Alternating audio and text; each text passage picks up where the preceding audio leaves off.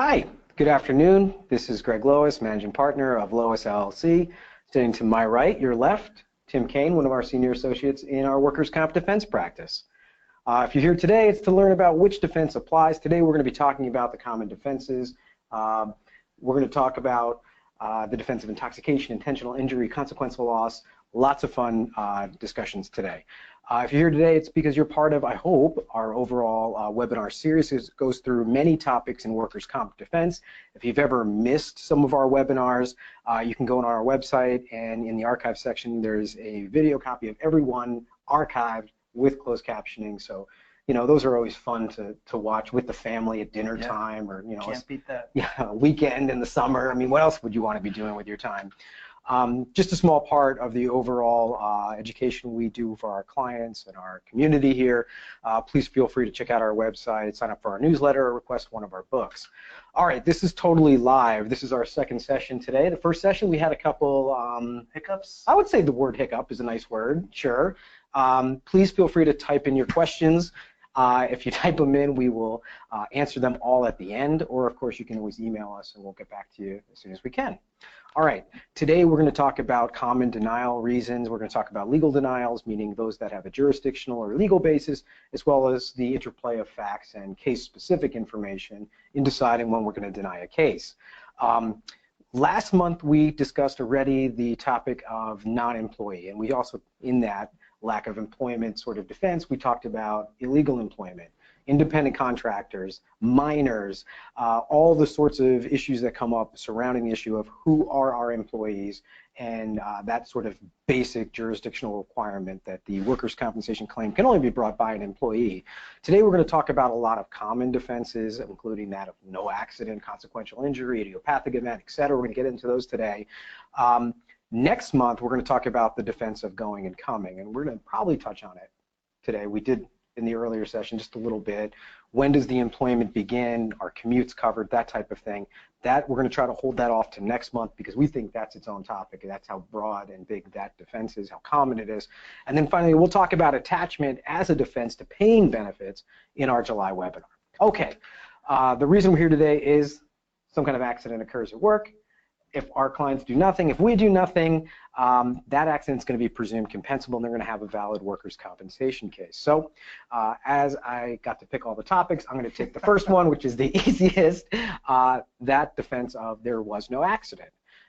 This happens a lot where there's either an unwitnessed loss, or we think there's a very questionable loss, particularly those losses that occur after someone has said, hey, I need a day off, or I want to go on vacation, and we deny that vacation request, and all of a sudden they have a workers' comp episode or accident that day. It's unwitnessed, and we always have a defense that, hey, this didn't occur, and those are highly fact-sensitive defenses, so that would depend on the type of investigation we get from the location, any surveillance, information like that. Sure, and also the claimant's credibility at trial. I mean, if you have other information, things that might call into question the credibility of the claim that's being made, you know, the person has to show up and testify to these sorts of things, and there might be some things you can do at trial to chip away at that presumption that they're allowing compensation. Sure, and today we're going to talk about legal defenses and that interplay with that fact and investigation. What do we have? What information do we get from the location or the client? But also remember, there's a lot of accidents or alleged injuries or conditions which may not be actually work-related at all. And, you know, I'm thinking primarily about things like respiratory claims, asthma claims, allergic reactions, any sort of like myocardial infarctions or heart attack claims, angina claims. Yeah, maybe these things temporarily occurred during the workday, but did we actually cause them, right? And the burden is on the claimant to show that there was something peculiar to the employment that exposed them to some type of respiratory irritant or condition that would then lend itself to that condition. Exactly, and one advantage that we have is the IME should give a detailed explanation of how these irritants or whatever the case may be could cause that condition or not cause it. A lot of times the claimant's report will be vague. It'll just say, yeah, I think this happened because of the claimant's work environment. So we can also take our report and go ahead and cross-examine the claimant's doctor and try to call into doubt the causal relationship of something like that. Right, and really we have these slides up here just to remind people, you don't have to accept a case just because they're bringing the case. In other words, particularly respiratory cases, allergic reaction cases. We've had cases where food preparers, so they were exposed to something they were allergic to, etc. Definitely, these are the types of cases that would benefit from investigation. All right, so no accident defense, easiest defense. With that, I'm going to turn it over to you to talk about some interesting defenses. Right, so an idiopathic condition, it's similar to what you were just mentioning. I mean, if someone has a seizure at work or something, or if they're just walking down the hall and their knee goes out or they twist their ankle and there's nothing in the environment that would have caused them to trip or slip or have whatever condition it might be, we're going to take the position normally that is not cause related to the employment. Once again, it often comes down to medical testimony. If your IME concedes that it's related, you're going to be in trouble. But if the IME indicates that it's doubtful that it's related to work, then you can go ahead and start cross-examining their doctor, cross-examining the claimant, and try and call into question whether it was related to work or if it's just something that happened at work. It's like so many things. It can be a fact-sensitive inquiry. The judge is going to make a determination about credibility. But in situations where there is an alternative explanation, or if the explanation that they're giving isn't credible, there's a chance to win those. Right, and putting on your claimant's attorney's hat for a little bit, because you did have a lot of experience representing claimants before the board. How many times was an injury which the defense attempted to characterize as idiopathic, particularly that just walking down the hallway and my knee gave way and now I have a meniscal tear and I'm claiming it's work-related. Raising that defense of idiopathic, hey, this has nothing to do with the employment. Did you ever see that as successful from the defense? And in my experience, I'll tell you, the defense side is rare. It's really hard to convince a judge where something happened during the workday that it didn't arise out of the employment. Right, it's hard as a defense attorney to convince the judge that it's for better or for worse. It's easier as a claims attorney to convince the judge that it did happen at work. I think a lot of times they're trying to err on the side of caution in terms of finding more cases than fewer, versus the actual number of claims that are work related. They don't want to leave someone out in the cold, as it were. But if you have the evidence behind you, there's a chance of winning on that in the defense side. So you always should consider denying those types of claims and not just admitting or conceding anything. Right, at least raising them maybe just for the point of setting the case up for a potential 32 if you can.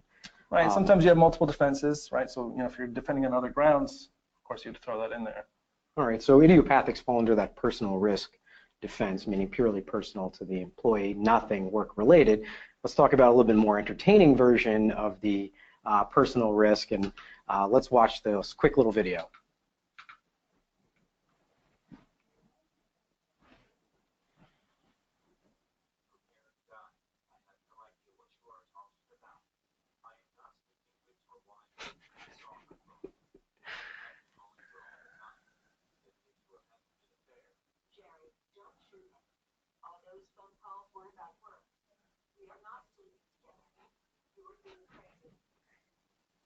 Bang. All right, so clearly Jerry just got shot, or Jerry shot the co-employee.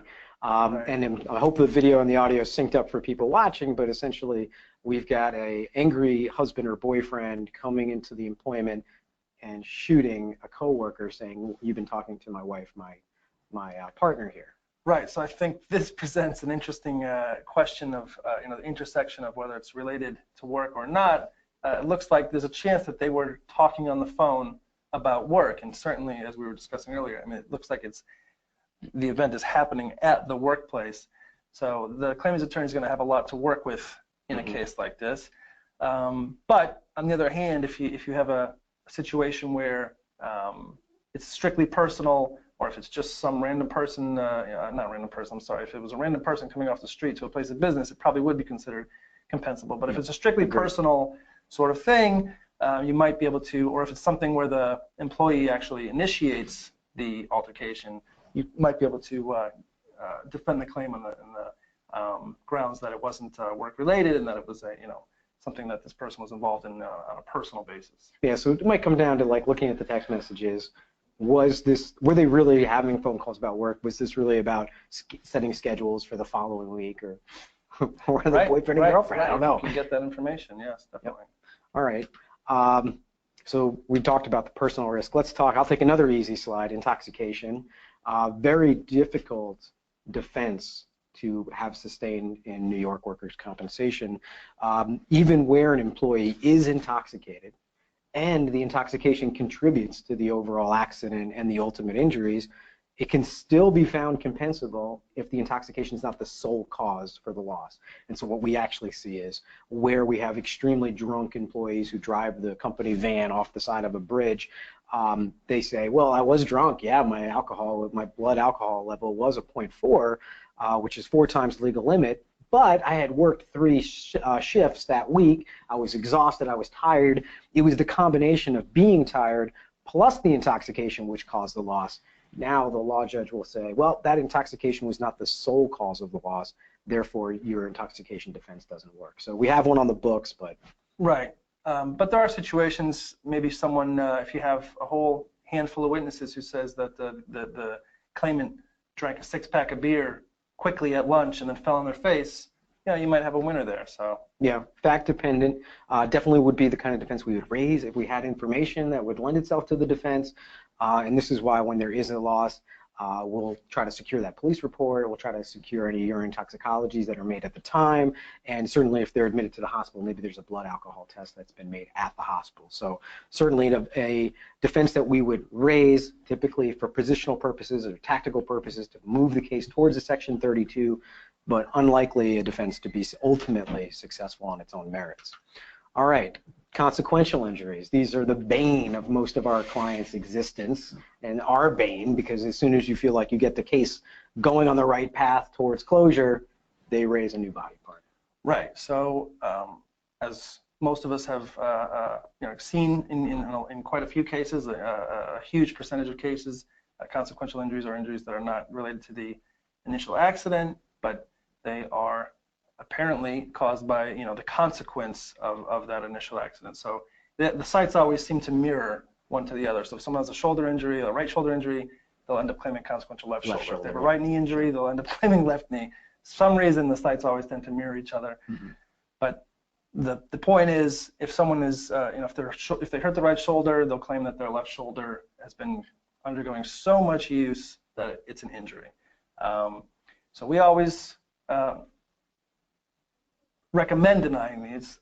It depends on what the IME says. If the IME concedes, you might be out of luck. Mm-hmm. But I don't think the medical community in general accepts consequential injuries as like a real thing. Most claimants' doctors accept them wholeheartedly, conceptually.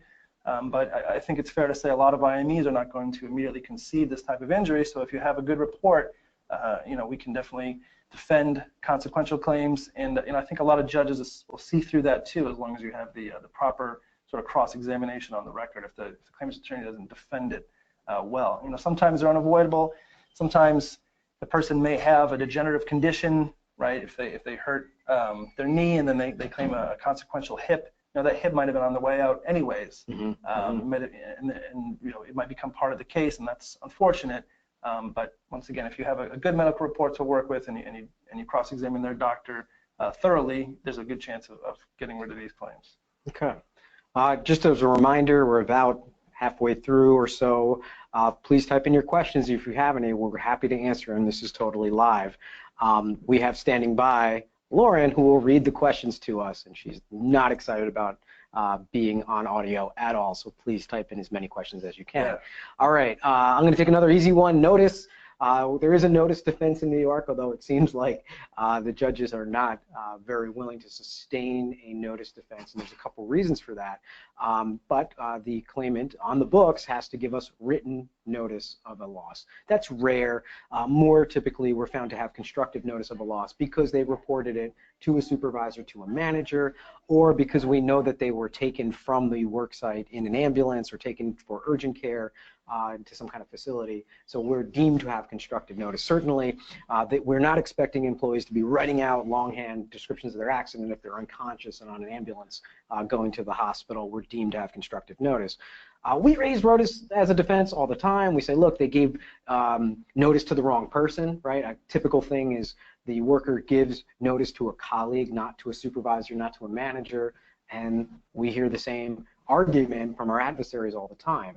not only do you have to give notice within a specific amount of time, but we have to show prejudice to the employer. Right. If the claimant fails to report the accident within 30 days, the exception to that rule is that if there was no prejudice to the employer, then they can kind of get around that, and the claim can still be found compensable.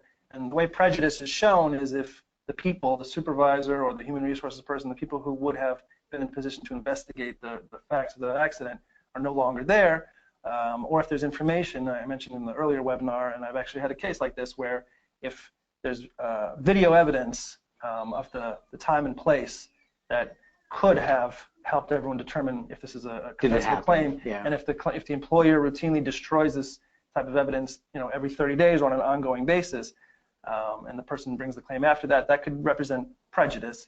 So as a claimant's attorney, you're definitely trying to show that there was no prejudice to the employer if there's late notice. And a lot of times on the C3, it won't even indicate whether notice was given, so it's the kind of thing where you do your investigation and try and figure out whether you got notice, and then if it doesn't seem like it happened, right, you cross-examine the claimant, as hard as you can on that issue at trial. All right, let's talk about the statute of limitations, also a viable defense. It's a viable defense, right? So this normally applies to, this applies to claims in general, but a lot of times where you see this is when someone tries to bring an additional site into an established claim. Yep. You have to raise sites within 2 years from the date of accident, so if a claim is established for, a knee, and somehow 2 years later the person tells their attorney, "Oh, I hurt my ankle as well," we can defend that on the basis that that site wasn't raised within 2 years. If it wasn't on the C3, if it wasn't raised at a hearing, if it's, it's not something that was testified to by the doctor, anything like that, you can try to keep it out. But the thing you have to be careful of is, if attorney is sharp enough, they might try to characterize an injury as a consequential injury and kind of circumvent the 2-year requirement. Yeah. Right. Because those consequentials would not have that 2-year statute of limitations. I've also been experienced cases where the carrier or the employer was providing treatment for a right knee, and then at some point, treating physicians decided, I'm going to start treating the left knee. We started making payments where we did pay for the treatment for some period of time before it kind of crossed somebody's radar screen, and they said, wait a second, we shouldn't have been paying for this. And then my adversary goes, well, you already made an advance payment of compensation towards that other body part, which thereby tolls the statute of limitations if you just started treating it. And that's an argument we make. Well, okay, well, let's go to the causal relationship of that actual circumstance. And again, we're back to fighting doctor versus doctor. Yep. Yeah. All right. Next, let's talk about intentional injuries. Pretty rare. I'll talk a little bit about. Wait, whose slide is this? Mine or yours? You tell me. You're the boss. Well, you did statute of limitations, so I guess I'm stuck with intentional injuries. All right, so intentional injuries really cover self-harm. This is where someone is like literally saying, I'm angry about something happened at the job, watch this, and they start banging their head into a piece of plywood, or they throw themselves into a machine, or do something literally crazy. Generally speaking, very hard for us to prove that they are acting with intention. You've mentioned earlier that sometimes you got a great video that shows the person carefully staging the loss and then throwing themselves down on the ground and saying, it happens. So you might have a fraud overlay with your intentional injury. Certainly, if we think there's an intentional injury, we should absolutely be erasing fraud. But really, intentional injuries was meant to resolve the issue where someone literally decides, I'm going to kill myself today, and they leave a note. They leave the note in their car. They go to the top of the skyscraper they're working on, and they throw themselves off of it. Clear case of that they've intentionally self-harmed. Sometimes I have clients who say things like, look, this person intended to be self-harmed. They weren't wearing their steel-tip shoes, or they weren't wearing their safety equipment, and refusing to wear their PFEs shows that they're trying to get hurt. I said, well, good luck. That's not an argument that's going to hold any water before the board. We can make the argument. It's just not going to go anywhere. True. Yeah, same safety goggles, a lot of things like that. Hearing protection. If the person didn't wear what they were supposed to be wearing, it's still very difficult to defend on the self-harm basis. Yeah, it also comes into play in the intentional or horseplay situation where an employee is either starting a fight with another employee, and we'll say, look, he instigated this fight with someone, therefore he intended whatever harm befell him ultimately. Again, this is a defense that's raised, rarely sustained. Very fact-sensitive. Let's talk about some more fact-sensitive defenses, recreational. Right, so often enough, an employer will host recreational type activities outside of work hours, a company softball game or company picnic, something like that. If attendance is required, or if the employer gets some distinct benefit from the employee being present at the event, and if the employee gets hurt, then they'll likely have a compensable claim. However, if it's something that's done on a voluntary basis, if the person is allowed to go or participate, but there's no requirement, if the employer is not getting any benefit out of it, then we would take the position that that's not work related, and it could have happened in any other sort of recreational context. Yep. And most of the time, we're fighting things like charity 5K runs, we're fighting things like picnics, we're fighting things like everybody's on the same softball team and got injured. And just because the employer supplies the uniforms or maybe even pays for the softball dues for the entire employee base, doesn't matter. We're arguing, look, we're not required to do this. Sure. You can expect arguments from the other side that the employer got some benefit from that, so it's once again affect sort of sensitive inquiry. You can expect a lot of sort of emotional pitches to the judge in this one. Yep. Certainly saying something like, hey, you guys don't have to participate in this charity run, but if you don't, I'll remember that at review time, is the type of thing that would transform that purely voluntary activity to something much more mandatory. All right, and last topic that we're going to touch on today is lunch and break time injuries. We have a lot of clients that are operating retail stores or stores in a mall or in a shopping center, and we have employees who are punching out, leaving our premises, walking throughout the mall, going to the food court and falling down an escalator, slipping on water in the mall, choking in the food court, things like this. And the first questions we ask are they unpaid breaks? Are the breaks being held on premises, off premises? Are they required to take their breaks where they're taking their breaks? So typically, if we're saying you can take your break anywhere, you're punching out, you're not on our premises, and you just happen to be within the same mall that we operate our retail store, our argument would be this is absolutely not covered. It's not a compensable episode. You're just exposed to the normal risk that anybody at that mall or in this location would be at. But I think if you're in the same building, there's a much greater chance the judge is going to go ahead and find that compensable versus if it's an outside location. You have a much better, I think, shot at defending the claim if it's an outside location, unless the outside location can be framed as something that benefited the employer. For example, if the person was making a delivery at a point that was where the lunch location was in between those 2 points, there's an argument that the claimant was doing something that was essentially an incident of employment. They knew that this person was going to have to eat lunch at some point, and they were doing a job-related task at the time. So what we really are looking for are any points that would sort of relate this back to the work, or is this just strictly someone's lunch break, they're clocked out, they're off the premises, that kind of thing. Right. How far that detour was from their actual employment destination. And clearly, it benefits the employer if they're not really making much of a detour, or they're having the lunch where they're making that delivery, et cetera. Yeah, something like that. Okay. We are done with our prepared slides. Let's open it up to questions. I'm hoping that we have some questions this afternoon. We're going to ask Lauren to read them to us. You may not be able to hear her, so then we'll repeat them back to you. And I'd say just say the person's first name and what the question is, so they know that we're addressing their question. Do we have any questions? Steve, thanks, Steve. Steve wants to know, what if the employer has an exercise area room and although not required, employees can use on their own? Sure. Okay, so Steve's question is, all right, our employer within our own premises has an exercise room. Employees are not required to use it, but it's here for their use should they want to use it. Because this is a common one. I've got employers that have exercise rooms, that have shower facilities, that have a lot of amenities that they're offering their employees. And generally speaking, even though the people are not clocked in, injuries within our own premises, and particularly in facilities that are offered for the benefit of the employees, even if they're not clocked in, are generally found to be compensable.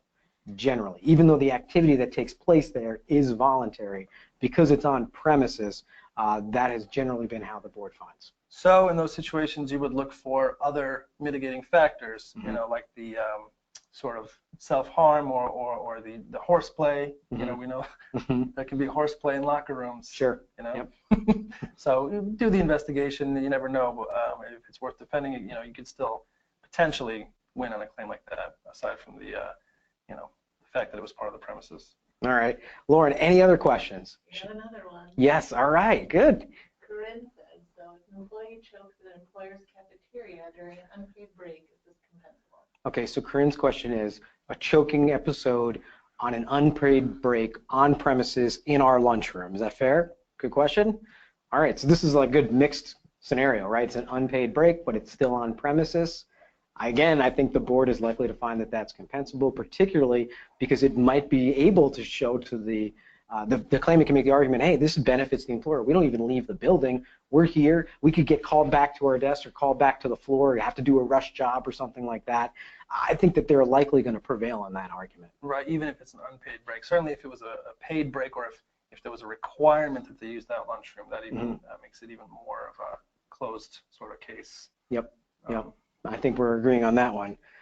And do we have any more questions? Lauren's laughing. Yep. Steve has a follow-up. Steve's follow-up. Would a waiver help out on this type of issue? Sure. Okay, so you can try for that.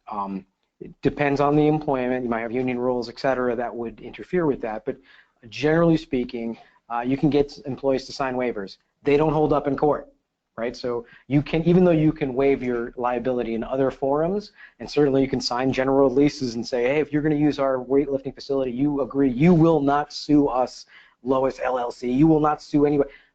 Okay, that might hold up in other courts, but certainly there is no ability to waive future workers' compensation rights outside of a Section 32 agreement and outside of a judge's approval.